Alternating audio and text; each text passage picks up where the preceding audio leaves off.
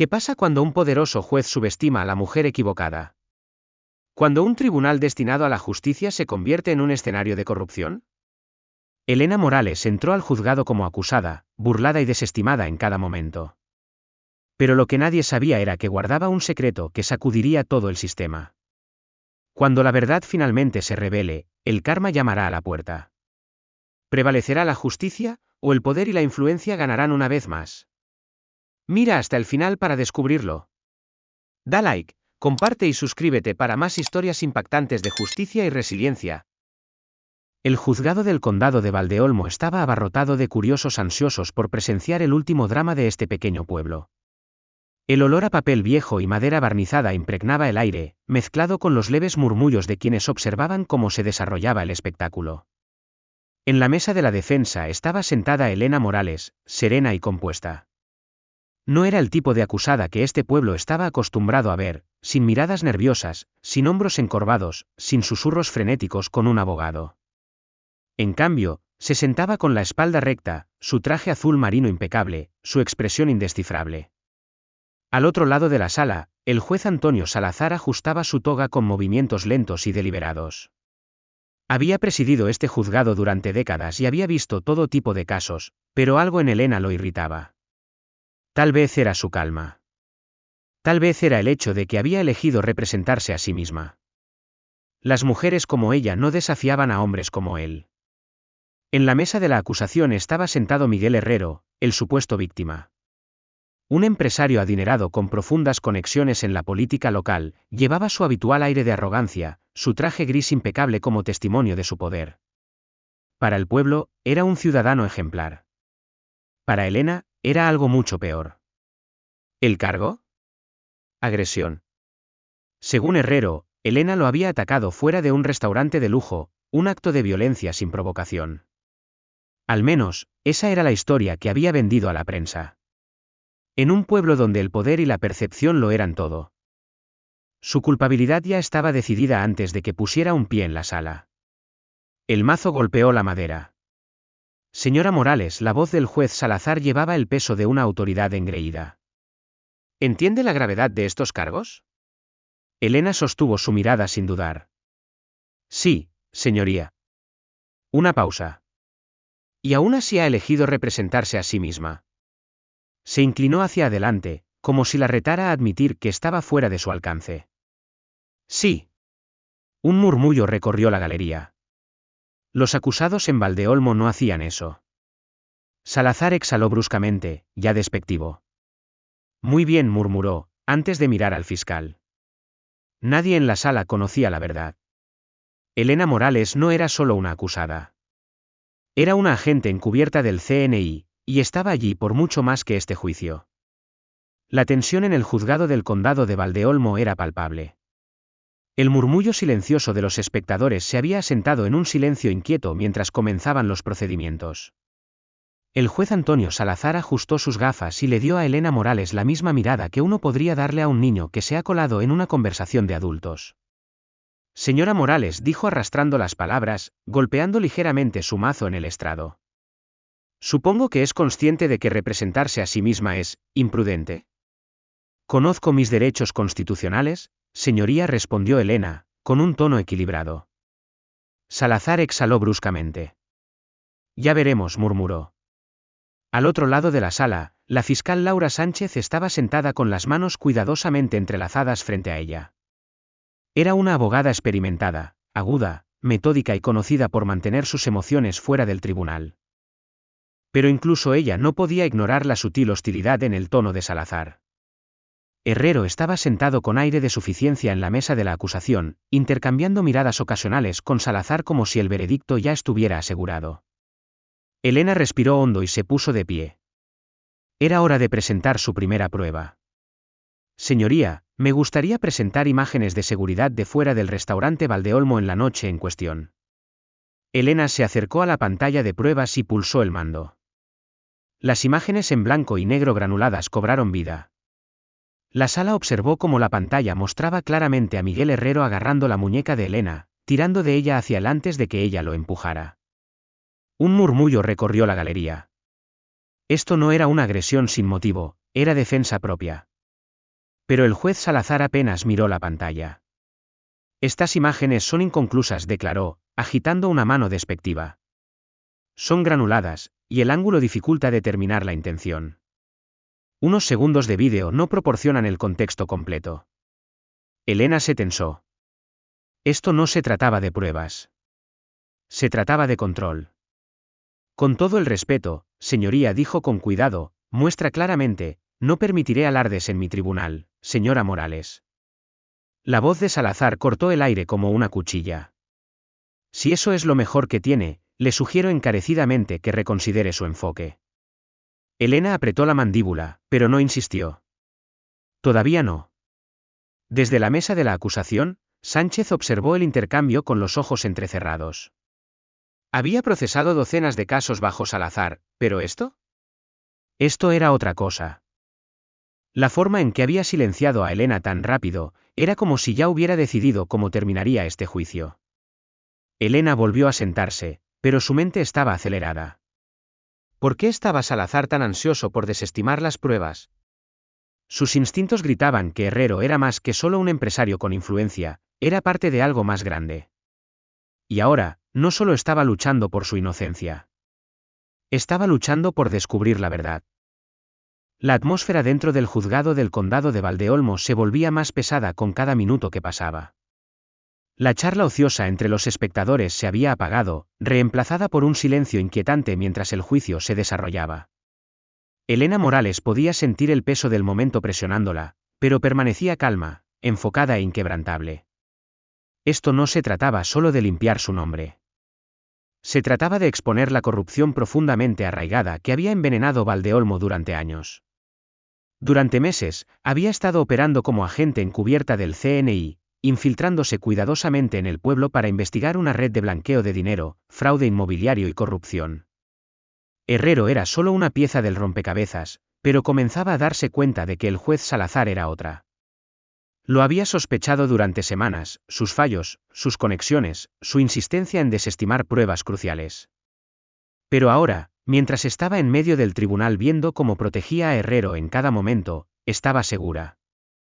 Salazar no era solo un juez parcial. Era parte del mismo sistema que ella había sido enviada a destruir. La investigación de Elena la había llevado a dos testigos clave. Una semana antes del juicio, Elena se había reunido con Carmen Ruiz, la anciana bibliotecaria del pueblo, en la sala trasera de la Biblioteca Pública de Valdeolmo, poco iluminada. Carmen, a pesar de su apariencia frágil, era aguda, observadora y había pasado años recopilando discretamente registros de acuerdos inmobiliarios sospechosos vinculados a Herrero. Obligan a la gente a irse, había susurrado, deslizando una carpeta gruesa por la mesa de madera. Manipulan los registros del condado, falsifican firmas. Y cuando eso no funciona, bueno, la gente simplemente desaparece. Elena había revisado los documentos, transferencias de propiedades que no cuadraban, contratos con firmas falsificadas, estudios de terrenos aprobados en circunstancias dudosas. Todos llevaban de vuelta a Herrero. Siempre supe que algo no estaba bien, había dicho Carmen. Pero nadie escucha a una anciana. Elena había apretado su mano. Yo sí. Pero necesitaba más que registros de propiedades. Necesitaba pruebas contundentes de delitos financieros. Ahí es donde entró Luis Navarro. Un antiguo agente inmobiliario que había trabajado directamente bajo las órdenes de Herrero. Luis había sido lo suficientemente listo como para irse antes de que las cosas se volvieran demasiado peligrosas. Pero incluso desde fuera, había visto lo suficiente para saber cuán profunda era la corrupción. Se habían encontrado en una obra abandonada, donde él le pasó un pendrive lleno de registros financieros, transferencias bancarias y transacciones que confirmaban un blanqueo de dinero a gran escala. No debería estar haciendo esto, había murmurado Luis, con las manos temblando. Si descubren, no lo harán, le aseguró Elena. No hasta que sea demasiado tarde. Lo que no le dijo fue que no solo planeaba usar las pruebas. Iba a derribar toda la operación. De vuelta en el tribunal, Herrero estaba sentado en la mesa de la acusación con su habitual expresión de suficiencia. Todavía creía que era intocable. Elena estaba a punto de cambiar eso. Se puso de pie, con las manos firmes mientras se preparaba para el contrainterrogatorio. Señor Herrero, comenzó, con voz controlada, ¿Puede confirmar dónde estaba la noche del 4 de septiembre? Herrero se recostó, mostrando una sonrisa casi perezosa. En el restaurante Valdeolmo. ¿Y a qué hora llegó? Sobre las 8 de la noche. Elena ladeó la cabeza. Eso es interesante. Porque según su declaración jurada, estaba en un evento privado de recaudación de fondos esa noche, necesita que le refresque la memoria. Un destello de vacilación cruzó el rostro de Herrero. Por primera vez, parecía inseguro. Yo, debo haberlo recordado mal. Un murmullo recorrió el tribunal. Acababa de pillarlo en una mentira. El juez Salazar golpeó su mazo con fuerza. No perdamos el tiempo con inconsistencias triviales. Elena se volvió hacia él, con expresión indescifrable. Con todo el respeto, señoría, determinar si el testigo clave de la acusación está mintiendo no es trivial. La mandíbula de Salazar se tensó. Continúe, señora Morales. Elena no discutió. Pero no había terminado. Levantó un informe financiero impreso, uno de los documentos que Luis le había dado. Señor Herrero, continuó, ¿puede explicar por qué su empresa recibió un depósito de 250.000 euros de una cuenta en las Islas Caimán registrada bajo el nombre Desarrollos Horizonte, una entidad que, hasta el mes pasado, no existe? El color desapareció del rostro de Herrero. No sé de qué está hablando. Elena arqueó una ceja. ¿Le gustaría revisar los extractos bancarios antes de responder? Más susurros estallaron en la galería. Salazar se inclinó hacia adelante. ¿Basta? Esta línea de interrogatorio es irrelevante, es relevante si Herrero está involucrado en delitos financieros, interrumpió Elena. El rostro de Salazar se oscureció. No permitiré que esto se convierta en una caza de brujas. Elena lo miró fijamente. La tensión entre ellos se espesó como una tormenta que se avecinaba sobre el pueblo. Y fue entonces cuando la fiscal Laura Sánchez finalmente habló. Señoría, dijo, con voz mesurada pero firme. Si las afirmaciones de la señora Morales pueden sustentarse, caen bajo los estatutos de responsabilidad penal. Me gustaría solicitar un receso para revisar los documentos financieros en cuestión. Por primera vez desde que comenzó el juicio, el juez Salazar parecía inquieto. Ajustó su toga, la agudeza en sus ojos apagándose en algo más, preocupación. Elena lo observó cuidadosamente. Había tenido razón todo el tiempo. Salazar no solo estaba protegiendo a Herrero. Se estaba protegiendo a sí mismo. Y eso significaba solo una cosa, las paredes se estaban cerrando sobre él. Salazar carraspeó, intentando recuperar el control. Moción denegada. Procederemos con los argumentos finales mañana por la mañana. Los ojos de Laura Sánchez destellaron con sospecha. Elena no reaccionó. Tenía todas las pruebas que necesitaba. Y mañana, iba a hacer que toda la operación se derrumbara. El juzgado del condado de Valdeolmo vibraba con tensión. El juicio estaba cerca de su conclusión, y el juez Antonio Salazar parecía impaciente. Sus dedos tamborileaban contra el estrado, sus ojos llenos de una irritación apenas contenida. Elena Morales estaba sentada en la mesa de la defensa, tranquila, esperando. Había pasado meses encubierta como agente del CNI, recopilando pruebas sobre la red de corrupción que se extendía desde el imperio inmobiliario de Herrero hasta el tribunal de Salazar. Ya había enviado todo al CNI horas antes. Lo único que quedaba era ver cómo se derrumbaba la casa de naipes. Salazar carraspeó. Este juicio ha durado demasiado, anunció. Los argumentos finales comenzarán ahora, y el jurado deliberará esta tarde. Al otro lado de la sala, las cejas de la fiscal Laura Sánchez se fruncieron. Señoría, la defensa aún no ha terminado de presentar, ya hemos oído suficiente, espetó Salazar, cortándola. Elena no dijo nada. Estaba apresurándose. Porque sabía lo que venía. Antes de que Salazar pudiera continuar, las pesadas puertas del tribunal se abrieron de golpe. Una ola de jadeos llenó la sala cuando un equipo de agentes federales entró, con sus trajes impecables y placas relucientes exigiendo silencio. Al frente del grupo estaba el agente especial Daniel Vega, con expresión indescifrable. La multitud susurró en shock, los jurados intercambiaron miradas nerviosas, y Miguel Herrero se tensó en su asiento. ¿Qué demonios es esto?, exigió Herrero, levantándose de la mesa de la acusación. Vega no parpadeó. Miguel Herrero anunció, con voz firme, está usted detenido por blanqueo de dinero, fraude y conspiración. El tribunal estalló en murmullos atónitos mientras dos agentes dieron un paso adelante, sujetando los brazos de Herrero. Esto es una locura, rugió Herrero. No tienen pruebas, tenemos de sobra, contraatacó Vega, sosteniendo una carpeta gruesa de pruebas. El rostro de Herrero palideció.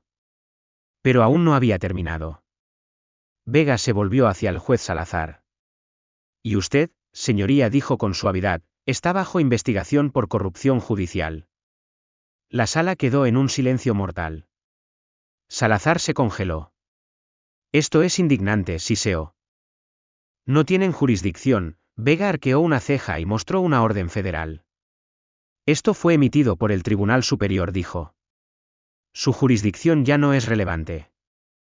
Salazar aferró el estrado, con los nudillos blancos. En ese momento, Elena Morales se puso de pie. Todos los ojos en el tribunal se volvieron hacia ella mientras metía la mano en su chaqueta. Puedo confirmar estas acusaciones, dijo con calma. Vega asintió una vez. Señora Morales, ¿le gustaría identificarse para el registro? Elena sacó su placa, levantándola para que todos la vieran. Agente especial Elena Morales, Centro Nacional de Inteligencia. El tribunal explotó en jadeos. Incluso Laura Sánchez, que había sospechado que algo no encajaba, parecía atónita. Los jurados susurraban entre ellos. La galería estaba en un silencio atónito. Herrero parecía haber sido golpeado. Pero el verdadero momento llegó cuando Elena se volvió hacia el juez Salazar. Su rostro estaba pálido. Su respiración era entrecortada. Se burló de mí, dijo Elena suavemente. Desestimó mis pruebas. Intentó silenciarme. Dio un paso más cerca. Pero nunca se detuvo a preguntarse por qué no le tenía miedo. Los labios de Salazar se abrieron, pero no salió ninguna palabra. Porque ahora, lo sabía. Herrero luchaba contra los agentes, soltando maldiciones. Esto es un montaje, gritó. No pueden hacer esto, tengo amigos en las altas esferas. Vega ni siquiera parpadeó. Seguro que los tiene, dijo con frialdad. Y estoy seguro de que pronto los veremos. Salazar aferró los brazos de su silla como un hombre a punto de ahogarse.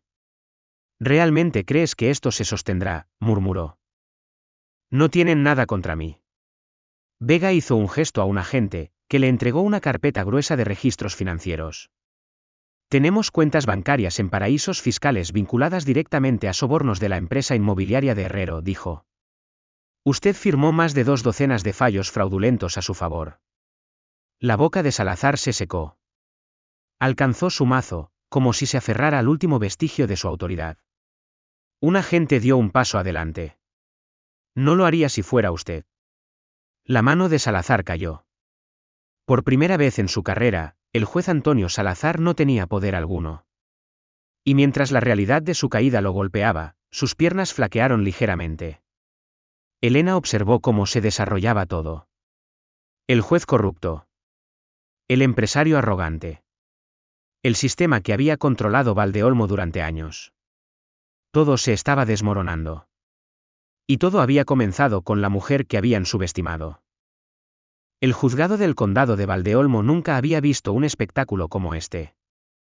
Los mismos hombres que habían ejercido poder sobre el pueblo, que habían manipulado la ley para su propio beneficio, ahora eran los que se llevaban esposados. El rostro de Miguel Herrero estaba rojo de furia mientras luchaba contra los agentes que lo sujetaban.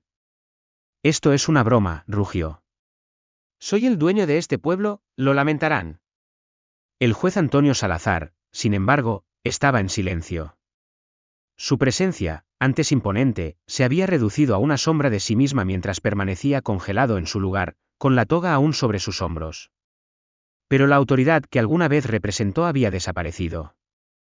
Su rostro estaba pálido, sus manos temblaban ligeramente mientras un agente lo sujetaba del brazo y lo guiaba fuera del estrado. La galería estaba en silencio, muchos de los espectadores demasiado atónitos para reaccionar. Durante años, la gente había susurrado sobre la corrupción en Valdeolmo. Ahora, no había forma de negarlo. El pueblo estaba conmocionado hasta la médula. Mientras Herrero y Salazar eran conducidos a través de las puertas del tribunal, una oleada de inquietante comprensión se asentó sobre los residentes de Valdeolmo. El sistema de justicia en el que habían confiado había estado comprometido todo el tiempo. Y había sido necesaria una forastera, una mujer que habían burlado, subestimado y casi condenado, para exponer la verdad. Días después, Elena estaba sentada en su oficina en Madrid, mirando una pila de cartas en su escritorio. Algunas eran de residentes de Valdeolmo, personas que durante mucho tiempo habían sospechado que algo estaba mal pero habían tenido demasiado miedo para hablar. Gracias por levantarte cuando nadie más pudo. La gente en este pueblo finalmente está hablando abiertamente sobre lo que ha estado pasando. Gracias a ti. Nos devolviste nuestro coraje. Elena exhaló lentamente, permitiéndose una pequeña sonrisa. Esto era por lo que hacía. Su trabajo no se trataba solo de atrapar criminales. Se trataba de restaurar la fe en la justicia. En un tribunal federal abarrotado en Madrid, el juez Antonio Salazar estaba sentado en la mesa de los acusados, no ya en el estrado, no ya en control. Sus manos estaban esposadas, su toga impecable reemplazada por un mono gris de prisión. Los titulares estaban por todas partes: agente del CNI que derribó a un juez corrupto expone un fraude profundamente arraigado en el condado de Valdeolmo.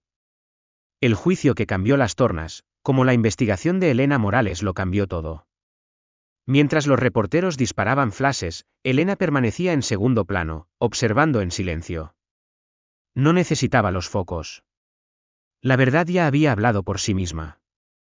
Mientras Elena Morales salía del Tribunal Federal, sintió que el peso del caso finalmente se levantaba de sus hombros.